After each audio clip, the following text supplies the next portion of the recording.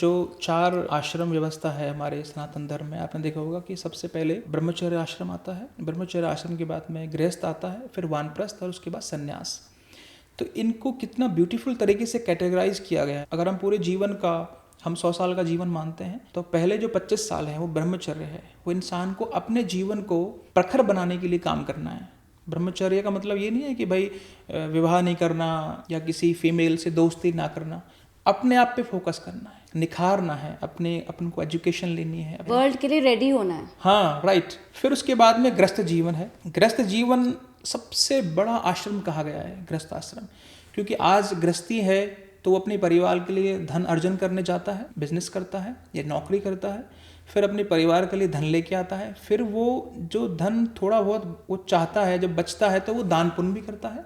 आज बड़ी से बड़ी संस्थाएं जो चल रही हैं, जो चैरिटी की संस्थाएं चल रही हैं, उनको कौन चला रहा है? गृहस्थी। किसी के पास कोई उद्देश्य ही नहीं है धन कमाने का, तो क्यों कमाएगा वो? आज आपके पास वही उद्देश्य है कि मेरे पास मेरे बच्चे हैं, मेरा फैमिली है, मेरा घर है, तो आप धन कमाते हैं, उस धन में से कुछ हिस्सा आप दान करते हैं, और जिससे ये सारी संस्थाएं चलती हैं। मैं जैसे इस्कॉन को देखता हूँ, तो इस्कॉन आज 800-900 मंदिर बना करके एक बहुत बड़ी संस्था चल रही है, तो वो किसका पैसा है?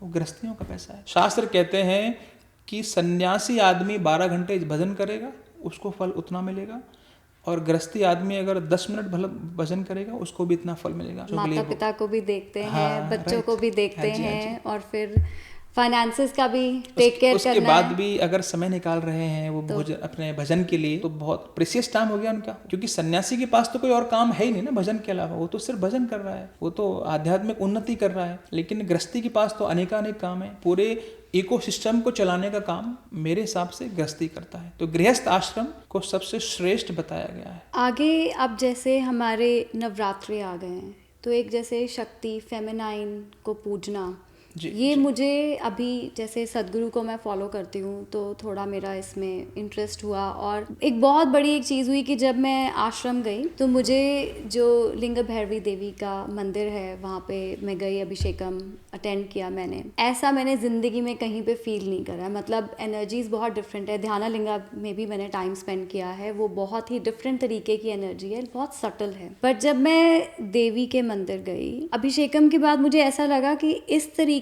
का मैंने शायद अनकंडीशनल लव कभी फील ही नहीं किया है। कभी कुछ गलत नहीं हो सकता। और मैं मतलब बहुत देवी भक्ति में या माता पूजा में या किसी चीज़ में never, I was not interested. मैं बहुत खुश हूँ अपनी जो प्रैक्टिसेस हैं सदगुरु की वो करके, या जो मैं अपना पाठ करती हूँ वो करके, लेकिन जो एक वो फीलिंग थी वो रह गई मेरे साथ कि कुछ तो ये है। और सदगुरु बहुत बताते हैं हमें शक्ति के बारे में, फेमिनाइन जो सब हम देख रहे हैं सब शक्ति ही है, प्ले कर रही है शिवा के ऊपर, जो कि शिव तत्व के ऊपर, लेकिन सब कुछ शक्ति है। बिल्कुल बिल्कुल। शक्ति के बिना शिव भी शव हैं। हाँ, राइट।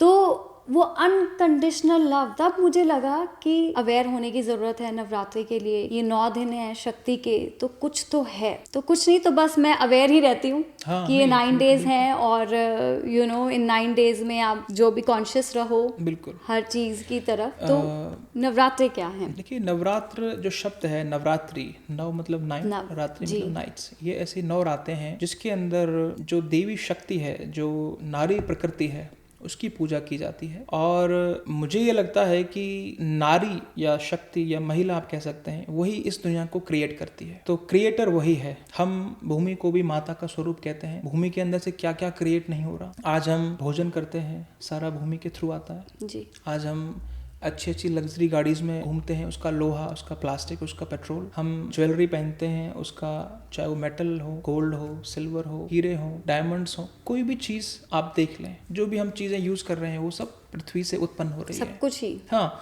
ये माइक मतलब ये अगर उस लेवल पे देखें तो एवरीथिंग इज, हाँ बिल्कुल, सोर्स बाय अर्थ। तो मैं ये मानता हूँ कि आज आपको और हमको भी किसी ने स्त्री नहीं पैदा किया है।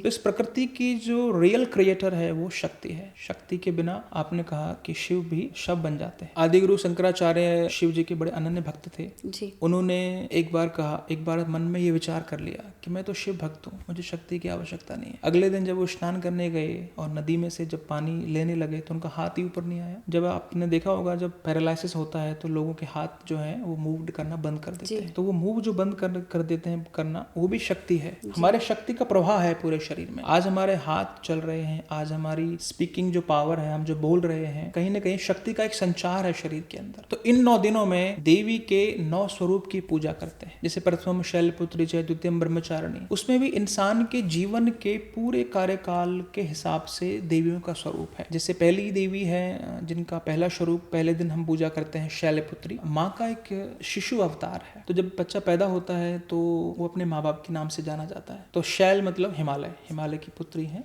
तो शैलपुत्री। उसके बाद दूसरे दिन जैसे आता है ब्रह्मचारिणी, तो उसमें आपने अगर कभी देखा होगा माँ का स्वरूप, तो उसके अंदर एक कमंडल है, एक हाथ में माला है।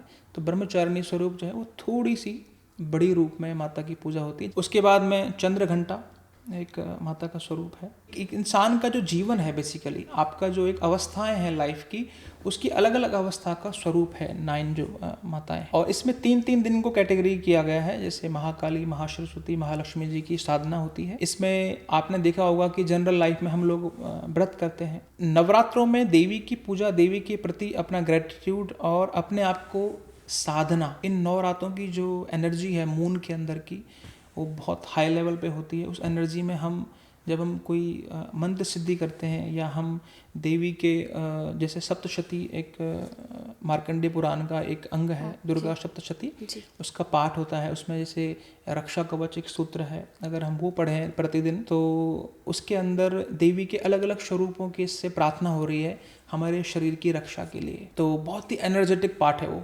उसको पढ़ के आपको लगेगा कि हमारा जो शरीर है वो पुष्ट हो रहा है, वो रक्षित हो रहा है देवी के थ्रू। तो नवरात्रों में 3 देवियों का मेन 3 दिन कैटेगराइज किया गया है। बाकी 9 अवस्थाएं हैं देवी की, उनका पूजा होता है जन्म से लेकर के और वृद्धावस्था तक। और संपूर्ण सिद्धिदात्री, नवम सिद्धिदात्री, लास्ट में देवी का एक वो स्वरूप होता है जिसमें उसको सब कुछ पता है, ब्रह्मांड की नॉलेज है।